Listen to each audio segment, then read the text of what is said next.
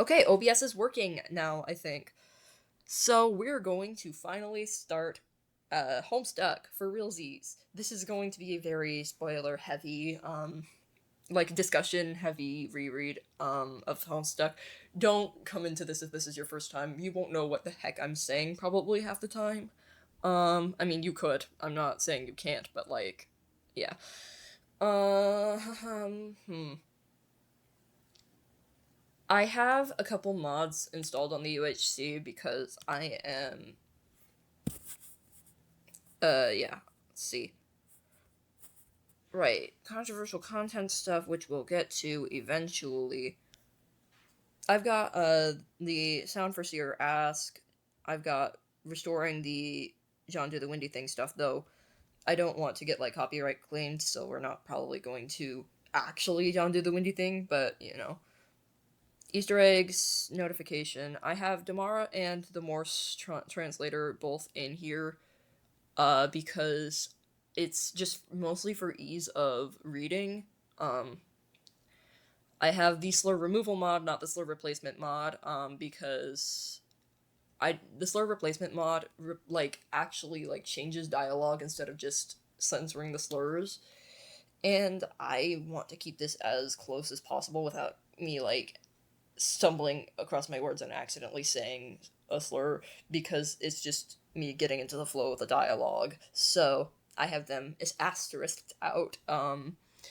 I've got Rex Dudos.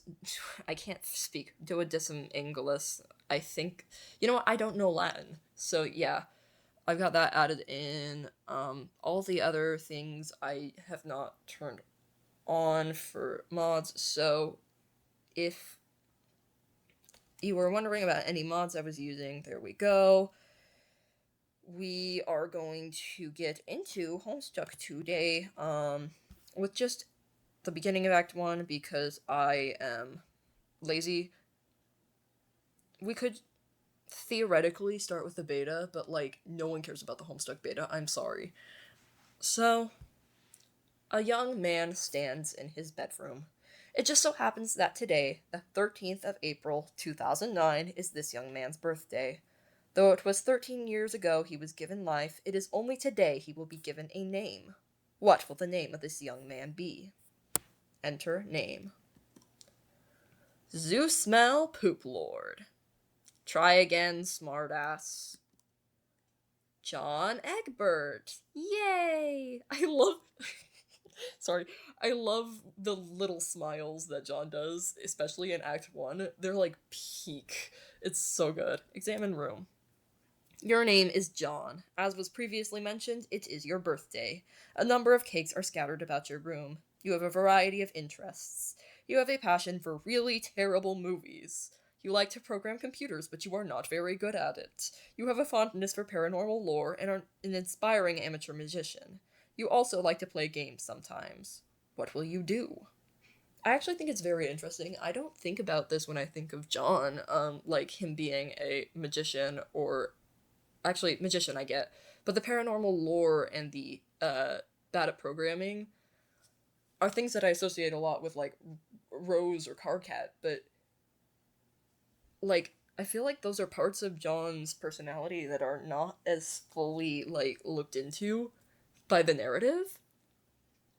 I'll have to keep that in mind for my insanely long fanfic rewrite that I'm planning. Because I love taking little details like that and reusing them. So I immediately got stuck on page 4, guys. This is not going to go fast at all. John, quickly retrieve arms from drawer. Your arms are in your magic chest, Poop Lord. Remove cake from magic chest. Out of sympathy for John's perceived lack of arms, you pick up the cake for him and put it on his bed. John, quickly retrieve arms from magic chest. These panels are so like okay, so the art style of Homestuck is so iconic. I just cannot not giggle at little John making. He's so silly. Okay, you retrieve your fake arms from the chest. You use these for hilarious antics. You captcha log them in your Silodex. You have no idea what that actually means, though. There are other items in the chest. Examine contents of chest. In here you keep an array of humorous and mystical artifacts, each one a devastating weapon in the hands of a skilled magician or a cunning prankster. You are neither of these things. Among the artifacts are 2 fake arms, currently captulogged in your Siladex, 1 pair of trick handcuffs, 1 stunt sword, 1 magician's hat, 1 pair of Beaglepuss sunglasses, those are not sunglasses, 1 pair of Beaglepuss glasses, several smoke pellets, several, blood capsules, and 1 copy of Colonel Sassacre's daunting text of magical frivolity and practical japery, and 1 copy of Harry Anderson's Wise Guy by Mike Cavney. I'm really, on the Beyond Canon train at the moment, so I see Harry Anderson and my brain goes, oh my gosh, it's my little theater kid. And then I forget that Harry Anderson is an actual person. It's so funny to me. Homestuck does funny things to your brain. Uh-huh. Some of this stuff may come in handy at some point. For now, you decide to just take the smoke pellets. John, captcha-log smoke pellets. You stow the smoke pellets on one of your captcha-log cards in your Siladex. You still aren't totally sure what that means, but you are starting to get the hang of the vernacular at least. You have 2 empty captcha-log cards remaining. I'm going to pause real quick. I have something to do. Alright, sorry about that. You stow the smoke pellets on one of your captcha-log cards in your Siladex. You still aren't totally sure. I already read this page. Sorry.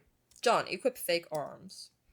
You aren't totally sure if equip is a verb copacetic with the abstract behavioral medium in which you dwell, but you give it a try anyway.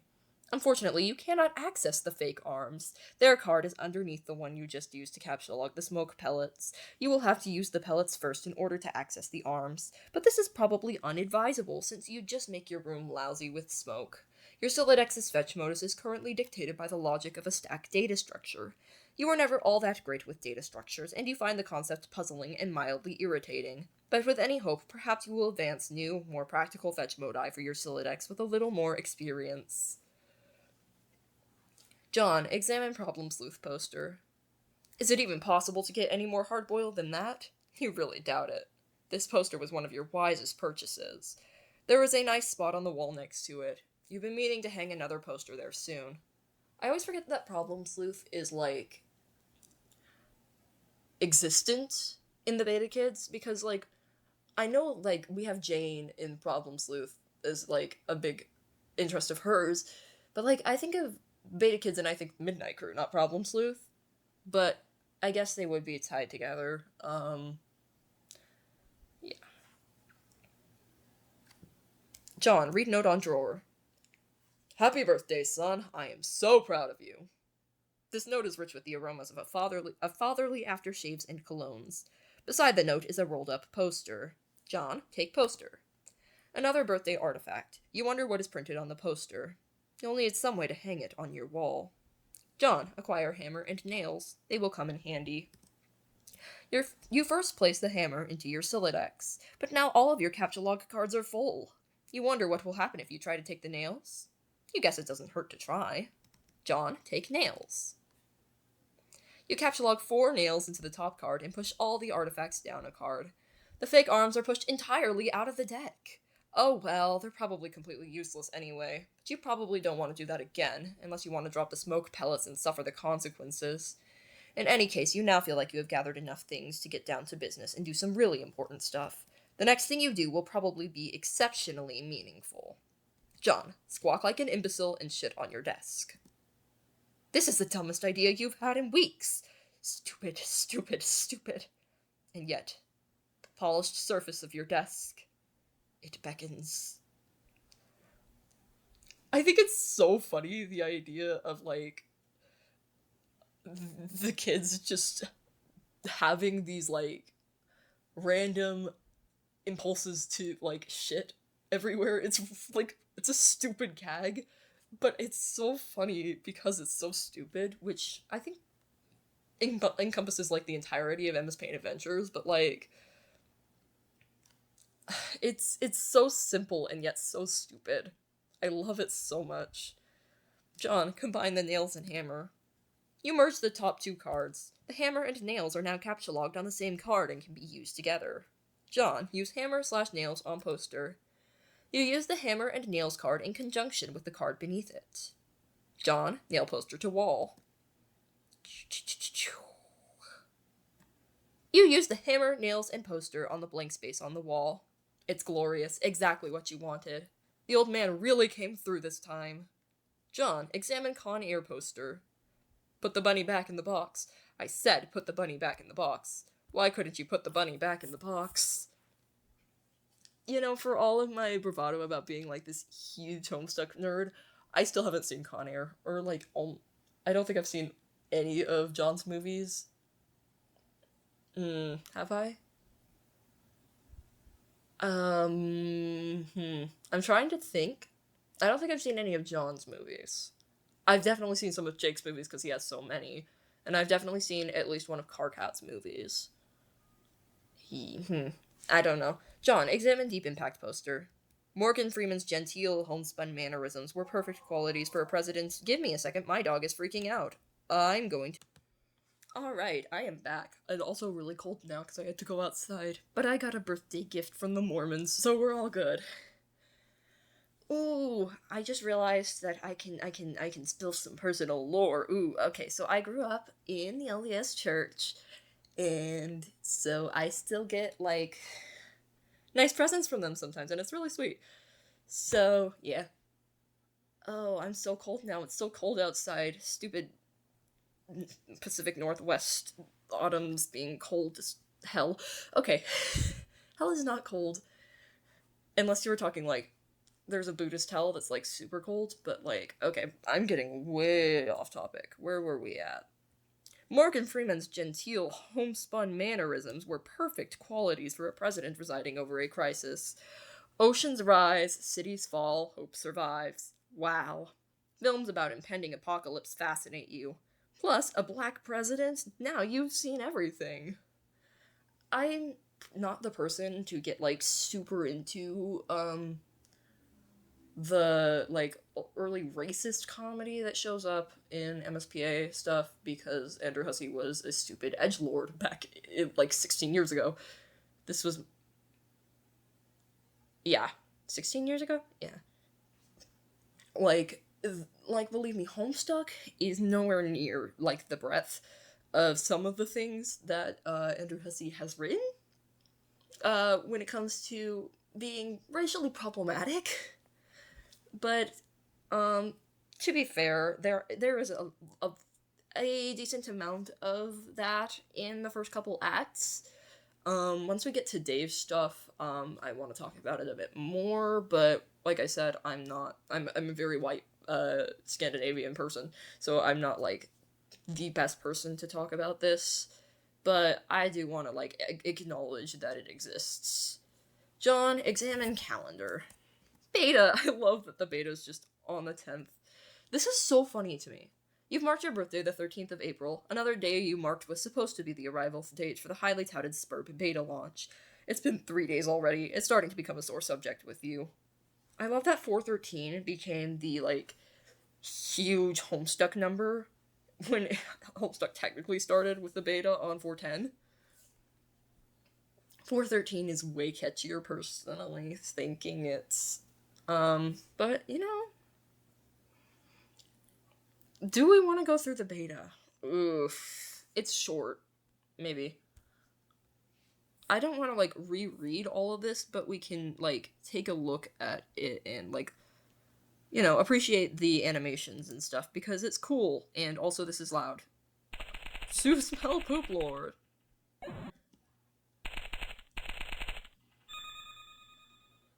Yeah.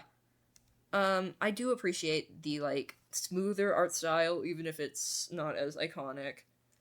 We have the ability to, like, do basic little things, like... yeah. Move green icon to match it, blah, blah, blah. Okay, actually, this one's really funny. The icon is not a visible or tangible entity. Characters in the game cannot interact with it. You blubbering imbecile. Yeah.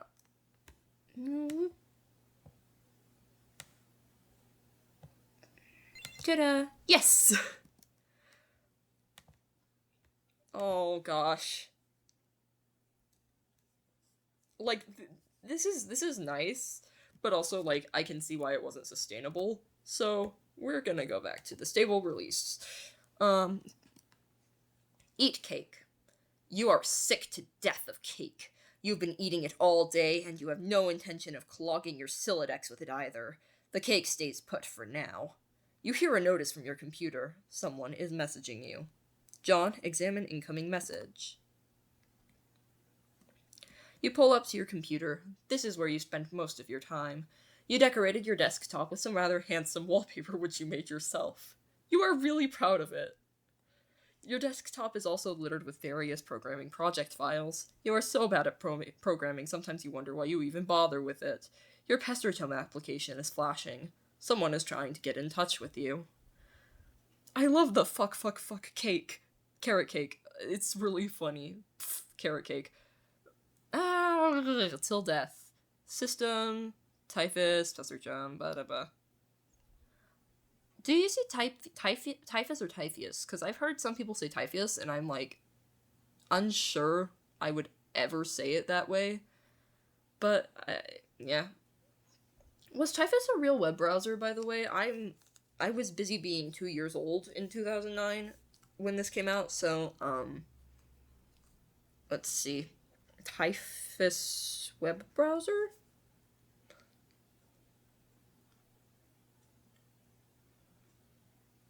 Yeah, no, it's not real. Okay. I was really curious because I was a child, young child. I don't think I would have understood Homestuck at 2 years old. Okay, actually, I just barely got into Homestuck recently because I avoided it so much in middle school and high school because I knew for a fact that it would take over my entire life, and I had other like hyperfixations and stuff at the time. Things have changed. I have no longer avoided Homestuck. It is all I think about. John, open Pester Chum. Only one of your chums is logged in. He sent you a message. John, open message. Turntech Godhead began pestering ectobiologists at 1613. Hold on. Guys. 1613 is 413, right? Haha. But that implies that it is the afternoon already. And the entirety of the sperm beta session takes place almost in one day. I am starting to wonder. I always thought it was morning. I always thought it was morning when Homestuck started, but this is saying it was like 4:13 p.m. I don't know if I like that. I don't know how I feel about that. Anyway, sorry, Dave. Time. So what sort of insane loot did you rake in today? I got a little Monsters poster. It's so awesome. I'm going to watch it again today. The apple juice scene was so funny. Oh hell, that is such a coincidence. I just found an unopened container of apple juice in my closet. It is like fucking Christmas up in here. Okay, that's fine. But I just have one question and then a word of caution. Have you ever seen a movie called Little Monsters starring Howie Mandel and Fred Savage? But the seal on the bottle is unbroken. Are you suggesting someone put piss in my apple juice at the factory? All I'm saying is, don't you think Monster Howie Mandel has the power to do something as simple as reseal a bottle? Try using your brain, numbnuts. Why did the fat kid or whoever drank it know what piss tasted like? I mean, his reaction was nigh instantaneous. It was the 15th day in a row Howie Mandel peed in his juice. Okay, I can accept that. Monster B-list celebrity douchebags are cunning and persistent pranksters. Also, Fred Savage has a really punchable face, but who cares about this? Let's stop talking about it. Did you get the beta yet? No, did you? Man, I got 2 copies already. I don't care. I'm not gonna play it or anything. The game sounds boring. Did you see how it got slammed in Game Bro? Game Bro is a joke, and we both know it. Yeah, why don't you go check your mail? Maybe it's there now. Alright. John, look out window. You see the view of your yard from your window. Hanging from the tree is your tire swing. In a kid's yard, a tree without a tire swing is like a proper gentleman without a monocle. That is to say, he can hardly be considered a terribly proper gentleman at all. And there beside your driveway is the mailbox. John, examine mailbox. The little red army swingy dealy thing or whatever is... Why is this sentence like this? The little red arm swingy dealy thing or whatever it is called is flipped up. What the hell is that thing called anyway? You do not have time for these semantics. The red flippy lover thing means you have new mail, and that means the beta might be here. John, go outside and check mailbox. You are about to hurry downstairs when you hear a car pull into the driveway. It looks like your dad has returned from the grocery store. Oh great, he's beating you to the mail. John, forget it. Check mail later. If you go downstairs to get it, he will likely monopolize hours of your time. You decide to chill out up here for a while until the dust settles. Sometimes you feel like you are trapped in this room. Stuck, if you will, in a sense which possibly borders on the titular. And now your chum is pestering you again. The clockwork of friendship turns ceaselessly, operating the swing lever dealies of harassment in perpetuity. Whatever, the dude can just hold his damn horses. John, examine games on CD rack. You've put countless man-hours into this assortment of quality titles. And this is where we go on tangents to read hard quests and... Oh god. Sorry. I'm having flashbacks. Ugh. Okay, so I just recently went through and read all of Andrew Hussey's, like, older TSO comics. Hoo boy. Some of them are very problematic, but this one's not. It's just a lot of words. It's basically if Rose Lalonde and Jake English started a detective agency. And, somehow is just way... I cannot... Ugh. It was a chore to get through. I think it was one of my least favorite ones that I had to read. Especially for TSO comics. That being said, How to Embarrass a Duck is, like, peak Andrew Hussey comedy. Highly recommend it. We have Problem Sleuth. Let's read all of Problem Sleuth. Music! Anyways, I'm not reading Bard Quest or Problem Sleuth or Jailbreak. Where's Jailbreak in here? Yeah. Or Jailbreak right now because I am lazy. But also because, those can be one-offs at some other point. Problem Sleuth would be more than a one-off. But, like, there's a lot of references to old stuff in Homestuck that a lot of people who are, like, even, like, old Homestuck fans have not read, old MSPA stuff. So they'll be like, well, what the heck is happening? With some of the gags that, like, take a bit to catch on, and then you're in the know, and it's like, ha ha ha ha, I get the gag now. But, like, I'm not here to say Jailbreak is required reading for Homestuck, but it is nice sometimes to go back and realize where the references are. I am a big Problem Sleuth fan, and it Don't Stop is interesting. It's interesting, and I really like the art. Actually, my entire thoughts about it are, meh, but also the art is really cool. Everything else in here, let's see. We've got the Ghostbusters 2 MMORPG. I really hope someone makes this into, like, a fan game at some point. The Konami Little Monsters NES game. And Harry Anderson, Call My Bluff. Anyways, read Colonel Sassacre's daunting text. Do we have to? You decide to consult with the Colonel's bottomless wisdom. Good grief, this thing is huge. It could kill a cat if you dropped it. Oh, I just realized. Oh my god. Wow, that's like a 6,000 pages until we have the payoff there. Wow. Oh boy. I never even thought of that. Oh my god. Okay. But to really dig into this hefty book, you will have to captcha log it. You are not sure you are ready to logjam your other artifacts beneath it just yet. John, captcha log fake arms again. What did you just say? You don't want to clog up your... Oh, Jesus. In a momentary lapse of concentration, you accidentally captcha log the arms again. John, set Pester Chum status to bully. You don't think the situation is quite dire enough to go all the way to rancorous, but you still feel the Pester Chum client should reflect your mood change in some way. Bully will have to do, you guess. This unsurprisingly does nothing whatsoever. Oh, right, you forgot your chum is still pestering you. John, answer chum. Is it there? Please say yes. Maybe I can play with TT. She's been pestering me all day about it. She's macking on me so hard all the time I start to feel embarrassed for her. I mean, not that I can blame her or anything. Yes, it is understandable because you are really attractive. I am attracted to you. Thank you. Why did Dave just go southern? What? Thank you. JK, haha. No, I don't have it yet. My dad has the mail, and I guess I have to go get it from him and see if it's there. And I've been busy spending all afternoon shitting around with my stupid Silodex. It's so frustrating. What's your modus? What? How do you retrieve artifacts from it? Oh, like, one at a time, I guess. And if I put too much in, something falls out. Stack? What is yours? Hash map. My bro taught me a few tricks. He basically knows everything and is awesome. What the hell is that? You should probably brush up on your data structures. I guess. Did you at least allocate your strife specimens? No.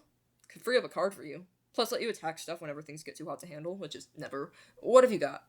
Well, I've got a hammer, but it's trapped under some arms. Wow, you really suck at this, don't you? Just get rid of the arms and then allocate the hammer to the specibus. How? I don't know, just use the arms on any old thing and see if it works. John, combine fake arms with cake. You stick the fake arms in the cake on your bed.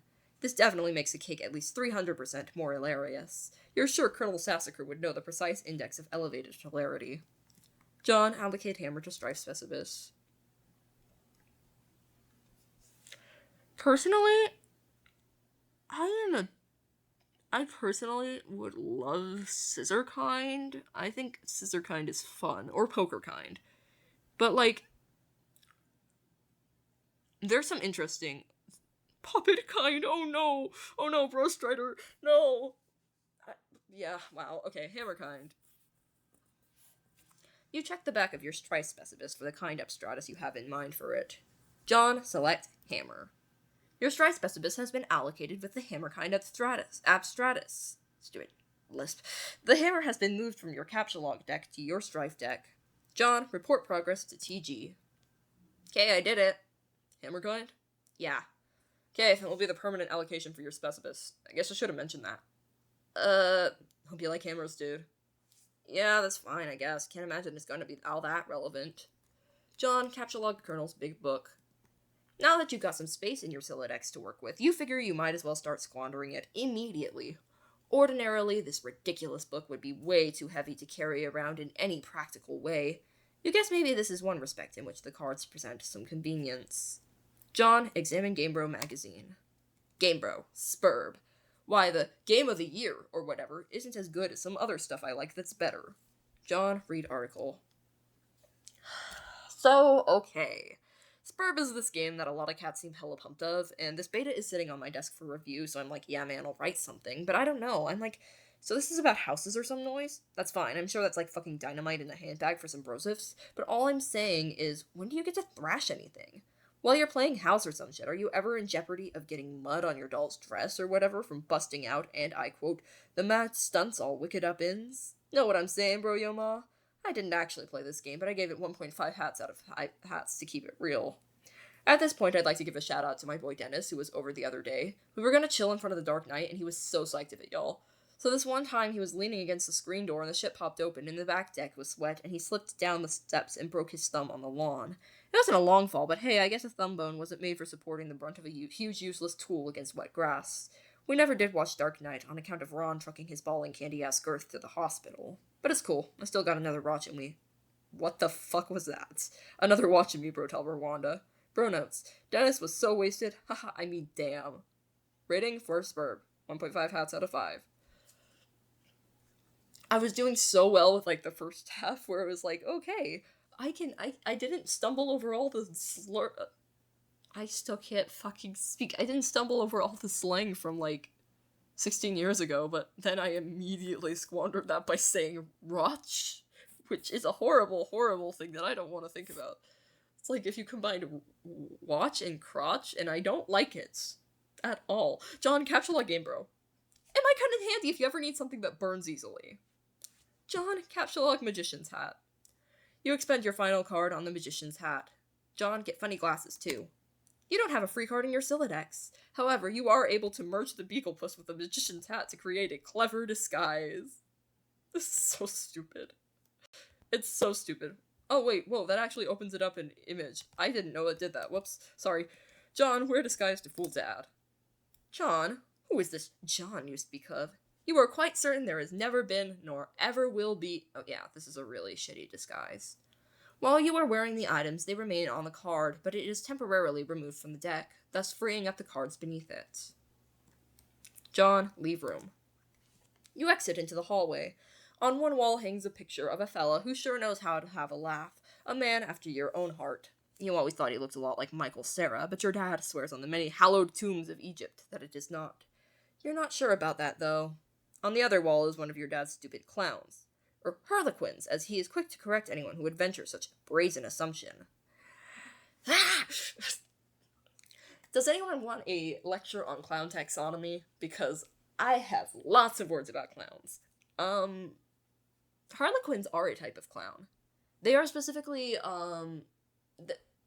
they are specifically a character archetype from a Italian theater, from, oh gosh, I don't remember the time period, but Italian theater, Commedia dell'arte, and, I don't know how to speak Italian, so I'm spitballing here.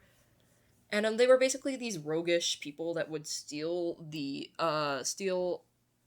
what would basically be considered a sad clown, steal the Piero's woman.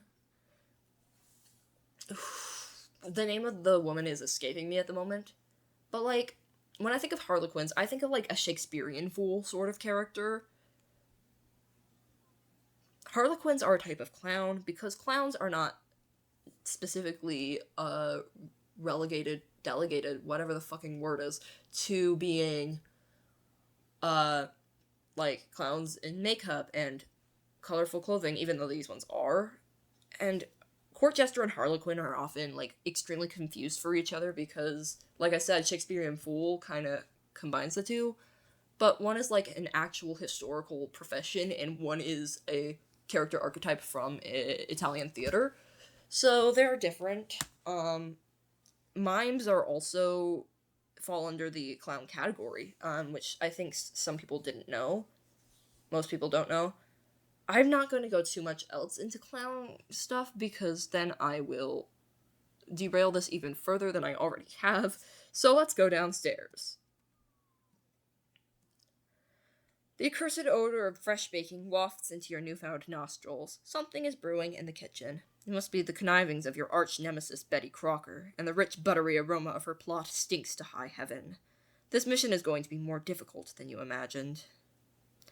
I think it's interesting, like the Betty Crocker stuff, that John has such a deep-seated hatred for Betty Crocker, but doesn't actually know who the Condess is or anything like that, right? But theoretically, John's dad might, right? Because he was raised by Jane, who specifically had this. Oh my gosh. I need to refresh myself on that backstory, but, you'd think if he was raised by Jane that he'd have, like, knowledge of Betty Crocker's horrificness. I don't remember. Maybe I'll come back to this. But it's very strange to me that dad is, like, constantly baking and stuff. How long ago did Nana die? 13 years ago, right? Because that's when John came. That seems like a long time to be cooking just because, someone's sad. Baking to deal with grief or something like that, so I don't think it's that. I must, what's the fucking word? I must analyze, the character intentions of a character from forever ago. What? Can I not? Give me a second. I need to see something. Okay, sorry about that. I was trying to figure something out, but I immediately squandered everything, and now I have, to splice some recordings together. I am really good at using OBS. It's just so unbelievably good at this. John, let's admire some harlequins. You've checked out the shelves of fanciful harlequins. Look at this fucking garbage. You hate this stuff. Funny is funny, but your dad sure can be a real cornball. Sometimes at night you pray for burglars. John, examine fireplace. A bright orange flame flickers in the fireplace. It doesn't matter that it's April and not terribly chilly outside. In a home, a fireplace needs a fire, because that's what fireplace is for. A fire belongs in a fireplace, damn it. Categorically speaking. Nope. There is no speaking there. I've always thought there was a speaking there. Categorically, at all times, without exception. As domestic myth of unaccountable origin holds, a home borrows the spirit of the flame for as long as it makes a guest of it, much as the moon takes liberty with the sun's rays. The moon's an errant thief, and her pale fire she snatches from the sun. Mark Twain. You are almost certain Mark Twain said that. I've seen a lot of people talk about this page as being, like, part of June Egbert, as her, her being a trans egg, basically. And I do support that, but I don't want to get too far into June analysis territory, because I feel like that can be, like, a whole other video. I would love to do character deep dives, eventually, because right now I'm just doing, like, a full read-through of Homestuck. Right now what I'm trying to do is basically do a lot of research for the extremely long fanfiction I have committed myself to. Yeah, sorry, now you all know my true motivation. I'm only uploading it to YouTube because, it makes me feel more official, I guess. Ta-da! Like, otherwise I'll just have a bunch of recordings of me reading Homestuck on my computer for hours and not show them to anyone, and that's weird to me, so... You're welcome. John, toss Game Bro into fire. It doesn't burn as quickly as you hoped. Each Game Bro magazine is guaranteed to be printed on 40% recycled asbestos. For big ups to Mother Earth, yo. John, fondly regard cremation. You examine the sacred urn containing your departed Nana's ashes. When your father gives her portrait a wistful glance now and then, you can tell it brings back painful memories. A tall bookshelf, a ladder, an unabridged Colonel Sassacre's. He never wants to talk about it. John, topple urn. You clumsily mishandle the sacred urn. Ashes everywhere. In retrospect, upon mulling cinematic tropes regarding ash-filled urns, this outcome was a virtual certainty. You'd probably better clean it up before Dad finds it. John, combine father's pipe with clever disguise. You think now would be a good time to beef up your clever disguise. John, examine oversized gift. Champ, you can do anything if you put your mind to it. I believe in you. Contemplating what could be inside this package is sort of exciting, but it makes you a little nervous at the same time. John, open large present. Oh, hell no. John, capture log ashes. First, you prop the Harlequin doll up on the couch. Having it in the middle of the floor sprawled out all akimbo like that struck you as unseemly. You capture log the ashes to your available card. John, combine ashes with urn. You merge the sacred urn with the ashes. Most of the ashes back in the urn, but it's a total mess. Really, it probably would have been tidier if you just used a broom and a dustpan. John, put urn back. No one will be the wiser, except maybe for people with eyes. This is genuinely one of the funniest Homestuck jokes, because it's so stupidly simple. Like I said earlier, I like the stupidly simple jokes. Like, we can get into, like, super complex stuff later, but, like, Act 1 is so nice because I don't have to worry about all of that. I don't have to worry about keeping track of timelines and 32 different player characters. 34 different player characters, or anything like that. Like, it's nostalgic in its simplicity, which is nice. John, go get fake arms again. You just got another brilliant idea for something to do with those pointless arms. You pry them out of the cake and captcha-log them. Looks like Pester Chum is acting up again. John, examine third and fourth walls of room. I love how we just casually acknowledge that we can just change the perspective. Although, Bill Cosby jump scare. Whew. Yeah, once we get to the Cosby top, I'm gonna be frustrated because, like, it's one of those things, like, there's some things in Homestuck that don't age well. A lot of things, especially in earlier acts. But this one specifically makes me very sad. Like, that we had references to a beloved actor at the time who eventually turned out to be a real scumbag.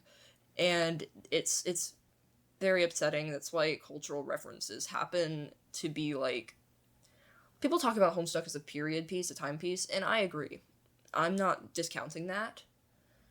But like, I think when a lot of people say that, they especially are talking about the slurs and the racism, which, I mean, these were still slurs back in 2009. This was still racist back in 2009.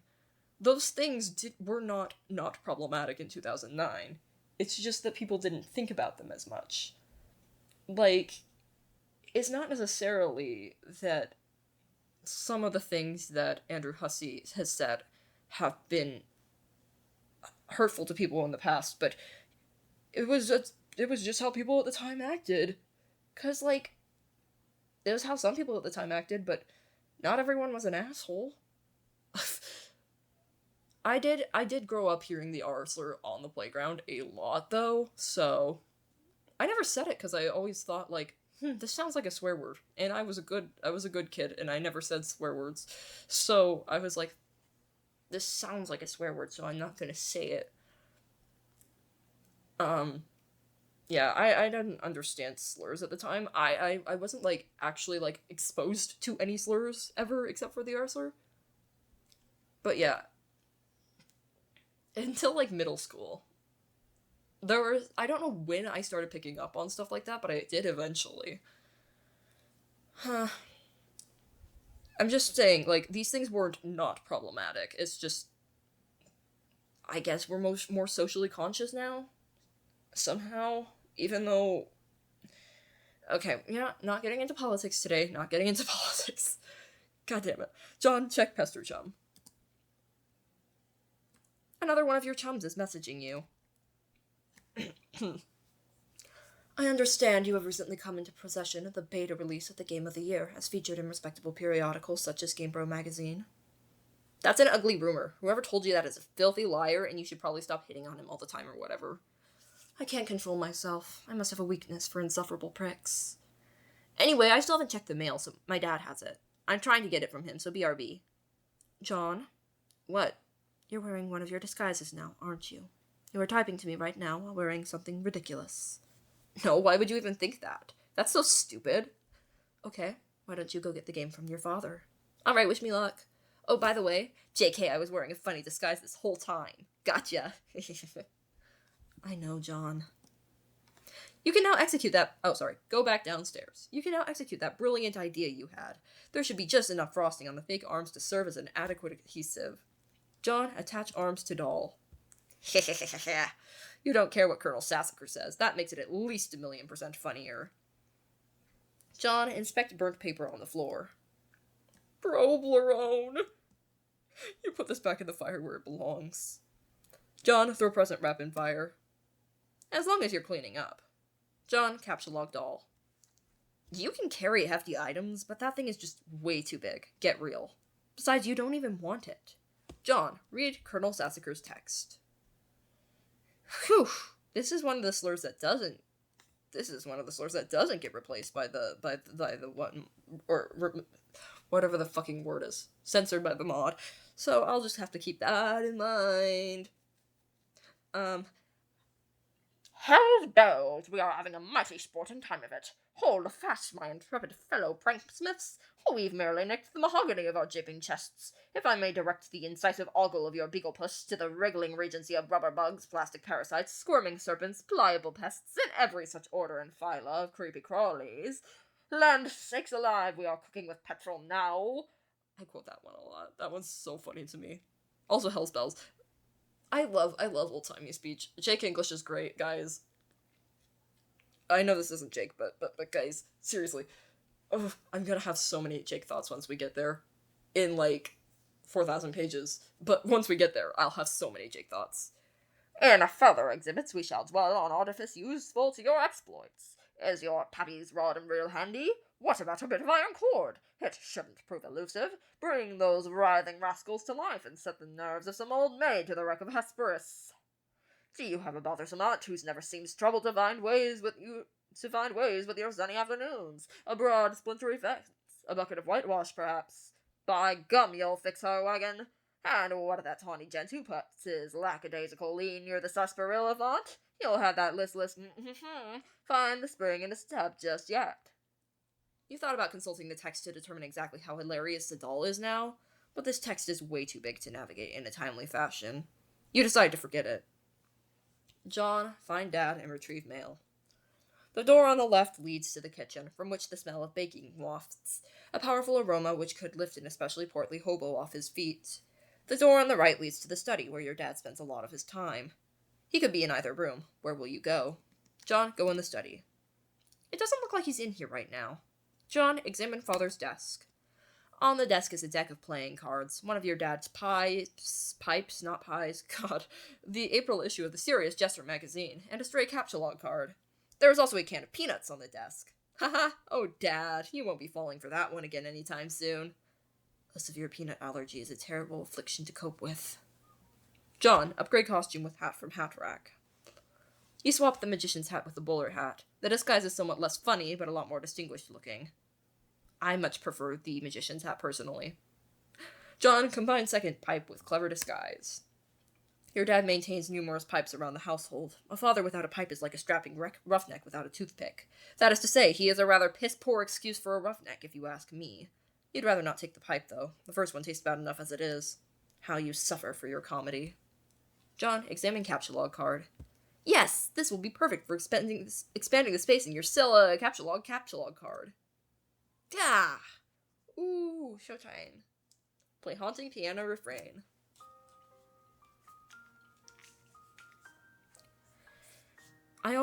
Whenever I'm on this page, I always forget that this is the, shortened version of the song.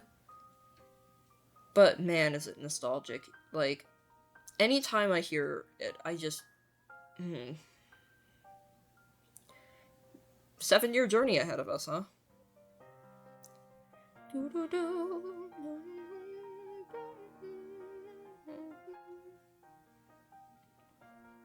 I've been trying to learn this one on piano, but I'm really rusty with sight reading, so it's taking a while. But, yeah. John, play 52 pickup. You play the prankster's favorite card game, even though you are alone in the room, thus rendering it an especially foolish version of solitaire. So stupid. Look at this mess. The peanut gallery over there sure is getting a kick out of it. You're allergic to their scorn. John, attempt to leave the house.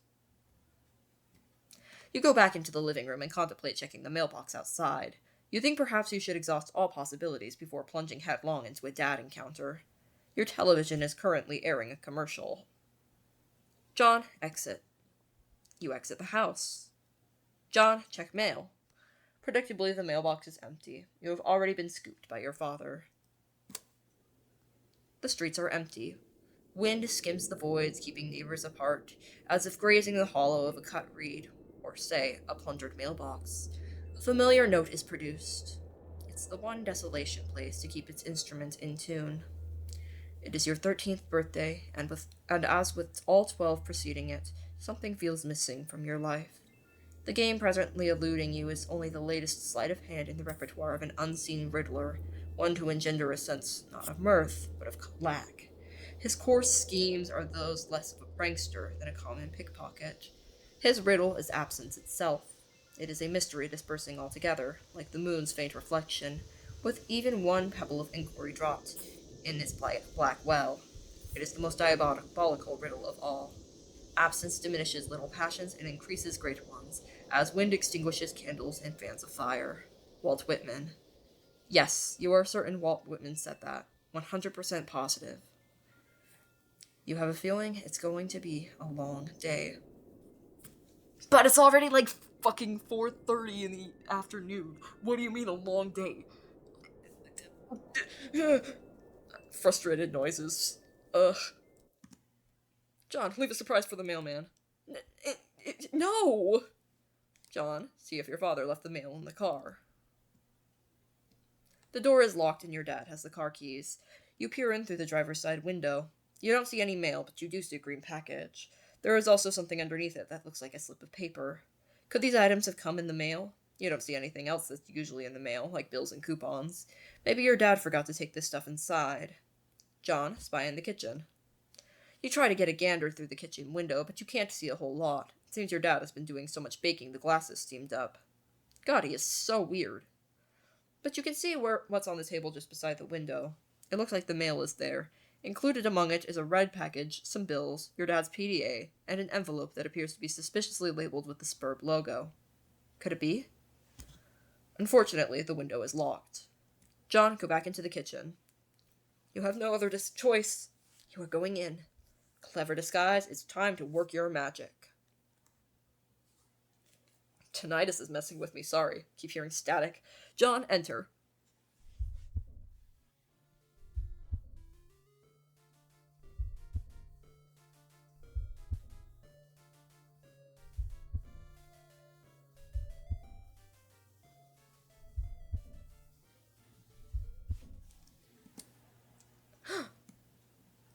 Your dad sees right through your costume. You don't know what you were even thinking with this foolish ruse.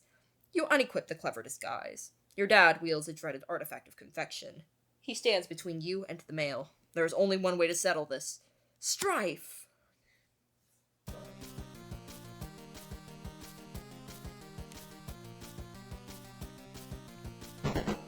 Auto pastry. Auto pastry like auto parry. Oh my god, I just got that one. Observe. Guardian rubric something. Don't smite. Here, let's reread. Guardian rubric coddle brand. John, retrieve the package and flee to your room. You cannot abscond. This pesky guardian is blocking your path.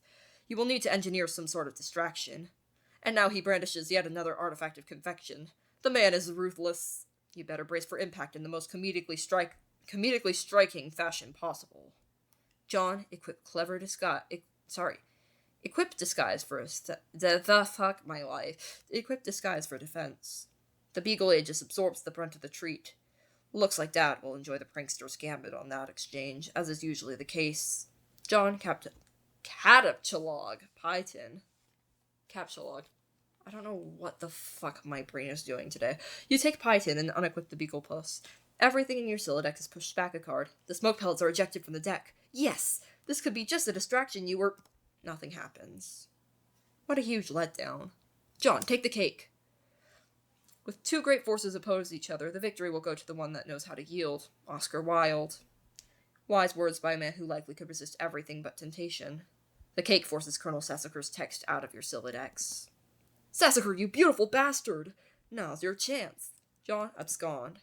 Now that Dad is busy placating the smoke detector, you can safely sneak away. John, take PDA. You snag your dad's PDA. Maybe later you'll switch the background image to something hilarious as a prank. Besides, it may come in handy later. Your spare Captchalog card is forced out of the Sylladex and consequently integrated with the deck. You now have 5 cards to work with. John, take package. This red package is addressed to you. John, take envelope. You got the Spurb Beta! John, exit kitchen. Get cake on couch. You captchalog the cake on the card, expelling the pie tin from the bottom card. John combined the cakes to make a double-decker cake. You then merge the 2 cakes across all 5 cards. Everything in your Sylladex is smushed between the cakes. Why don't you think these things through first? Retreat upstairs. You pause at the juncture and head down the hall. You are going to need something to clean up this mess you are about to make by dissecting this cake. To the left is the bathroom. To the right is your dad's room. It is locked and you are forbidden from ever entering. He has secrets. John, go to bathroom and grab a towel. You enter the bathroom. You can see your backyard from the window. The jewel in its crown is a swing set which has provided you with years of joy. There is also a spring-mounted pogo ride which has been responsible for more than one painful injury and has provided you with years of lament. On the sink is your dad's razor. On the rack to the side is a fresh towel. John, remove PDA, envelope, and package from cake.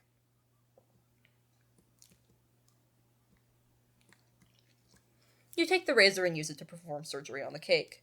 You take the towel and clean off the extracted goods. John, retrieve your items. The items force the manhandled cake into the toilet. It's just like that, your Silodex is full again. God, this thing is annoying. John, go to bedroom.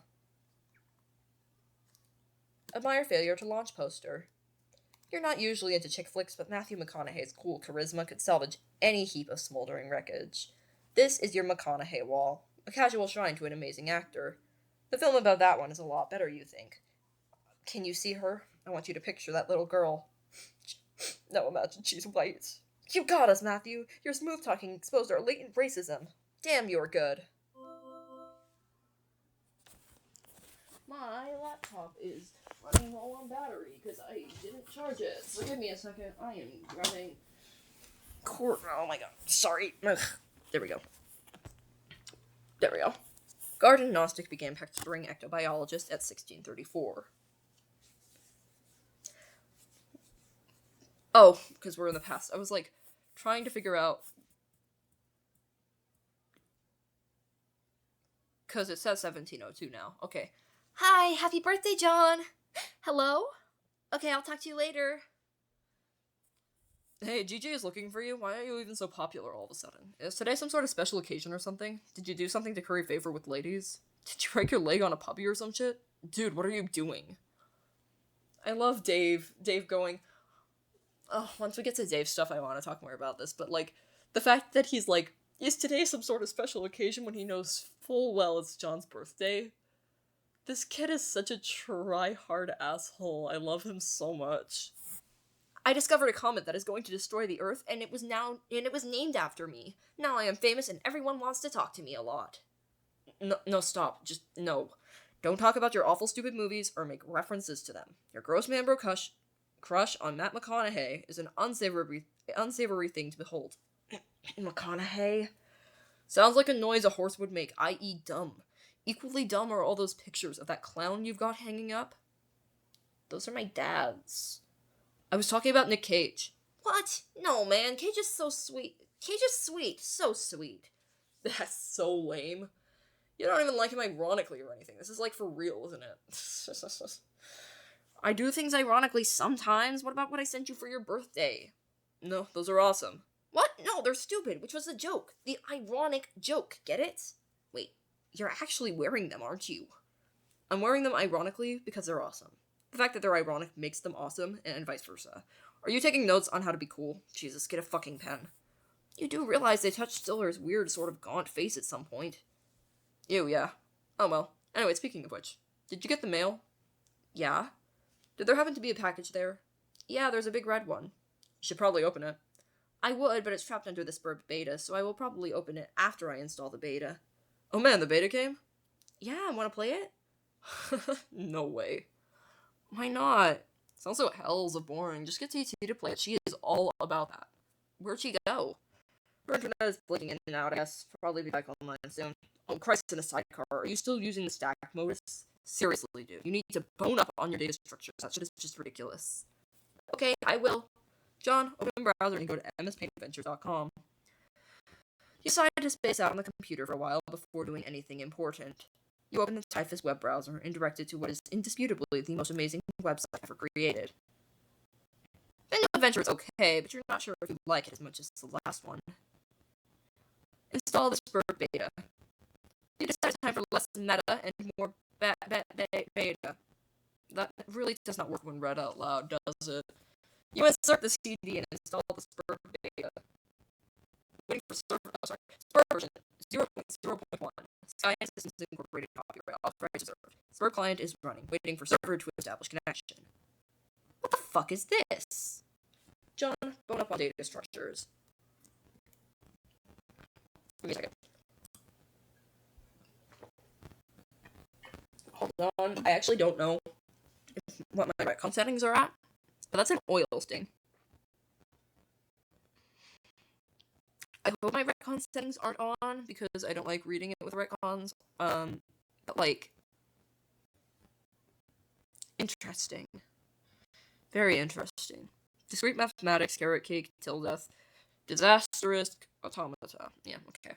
You go to your closet, where you keep a lot of clothes and an array of handy computer programming guides. John, read Data Structures book. I'm aware that it's not Carcat because it makes no logistical sense, but you cannot tell me that this does not read like Carcat. So we're gonna do this in my Carcat voice. I think my rage just crapped its pants. Funny Uncle. Data Structures for Assholes by Buckminster Funny Uncle. Your ignorance just made me throw up a little. Get a clue, you computer illiterate piece of shit. Free fetch mode is in back. You're not sure you really want to dig into this huge tome? It looks really boring and kind of ornery. Maybe you'll just check out that free modus instead. Get free fetch modus. You turn to the back inside cover, where a free fetch modus is included in a plastic sleeve. This one is dictated by the logic of the queue data structure, operating on a first-in, first-out method, rather than a first-in, last-out method of a stack. Apply fetch modus to Sylladex. Items cataloged in your Sylladex are no longer immediately accessible. You can only use the item on bottom card and must wait for items on upper cards to be pushed back to it. For instance, the red package is now inaccessible. You can only use the razor at the moment. This modus doesn't strike you as a significant upgrade to the previous one. In fact, it almost seems more inconvenient. You figure you might as well give it a chance, though. Switch back to stack modus. You suddenly wonder if this is even possible. You don't even remember if you even ever had a physical card for the stack modus. You find this all to be a little abstract, and you prefer not to think about it too much. John, put down razor. Put it down? You're not quite sure you understand. This is so stupid, I love it. Pick up 2 items. You catalog one of the cakes. You finally found a use for all these loitering pastries. Dead weight. Get other cake. Oh, sorry. The second cake causes the razor to launch out the front of your Sylladex. Oh, good lord. That beautiful face. You wish the razor would have failed to launch. Get more stuff. You open your magic chest and catalog one of your favorite books of all time, Wise Guy by Mike Cavney. There goes the fresh towel. Might as well grab those cuffs. You take the trick handcuffs, expelling the PDA like a bullet. Oh, god damn it. Open up that package. You examine the package. It is from one of your internet chums. It's bound in packing tape, though. You'll need something sharp to open it. Of course, the razor. It's all so simple, you wonder why you didn't get razor. Pick up package again. Let's take this from the top. Catalog glass shards. Sorry, let's watch that gif again, because it's funny. I'm sorry. You take 3 glass shards in quick succession and duck for cover. Your Sylladex rains devastation on your room from above, and now that your cards are packed with glass, you probably don't want to do that again anytime soon. You should probably go get that stuff before you forget. John, use the razor on the red package. You open the package. There is something suspicious inside. Something suspiciously dirty and smelly. It's a stuffed bunny! Much like the one held hostage briefly by Malkovich's Cyrus the Virus while taunting hard-lucked protagonist Cameron Poe, and strikingly similar to the one scooped up from the set of a burning Vegas strip by Cage's Poe and offered to his daughter, a gesture symbolic of a tattered exterior surrounding a heart of gold. Poe wasn't much to look at, but he was a good man. But no, it is not merely like that bunny. According to this note of authenticity, it is the very same bunny. This is so awesome. Check status of Spur Beta. It looks like your computer is trying to get your attention. So this is the beginning, right? I haven't, followed the chronology of the bunny that much, but, this is the beginning of where the bunny starts in Homestuck. I know there's, wiki pages, dedicated to tracing the history of the bunny, but we'll get there eventually. John, look at monitor.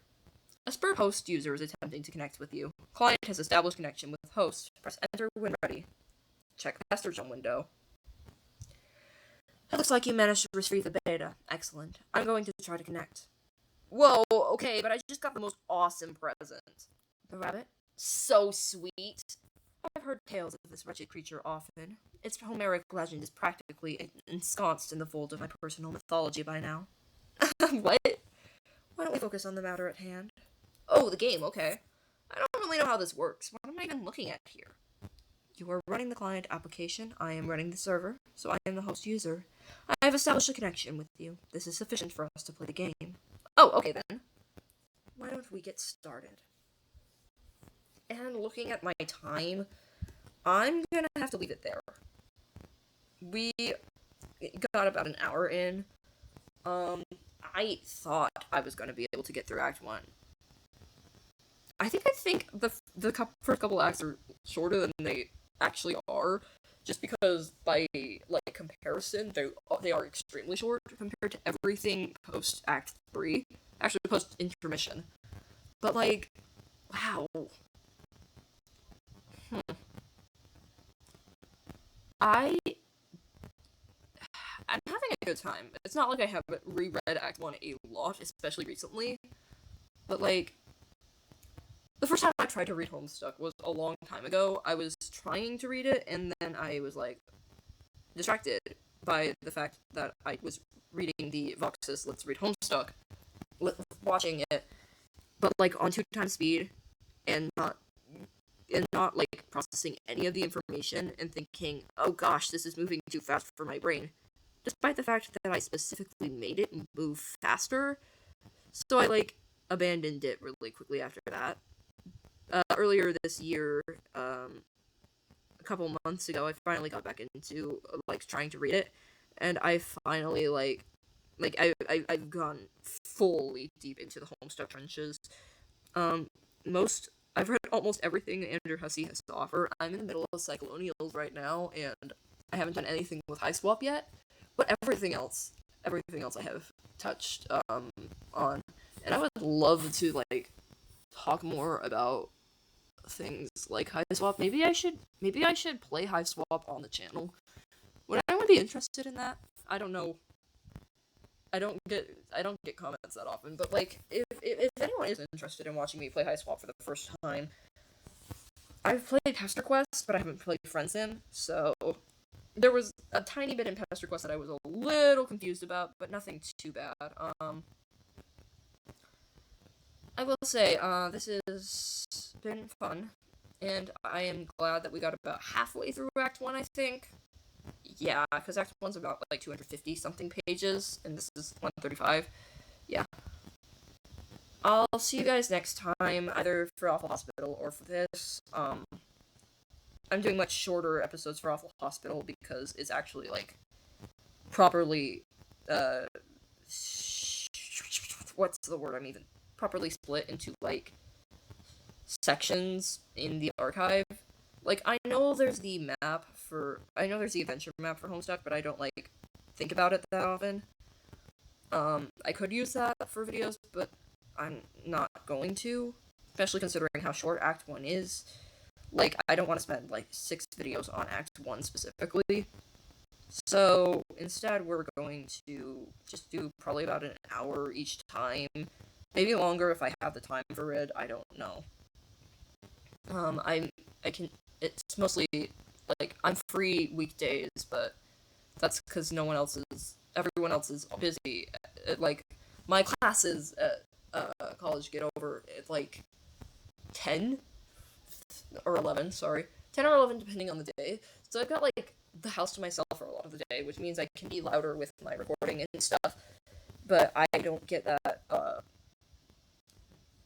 luxury on the weekends. Sometimes I do on Sunday, but recording on Sunday requires me to wake up early enough and be ready to record, so that's not happening. So, yeah. Thanks for tuning in, and I will see is a horrible thing to say. I will be ready. Fuck my life. I'm so screwing up this outro, guys. Goodbye. Thanks for watching. See you next time.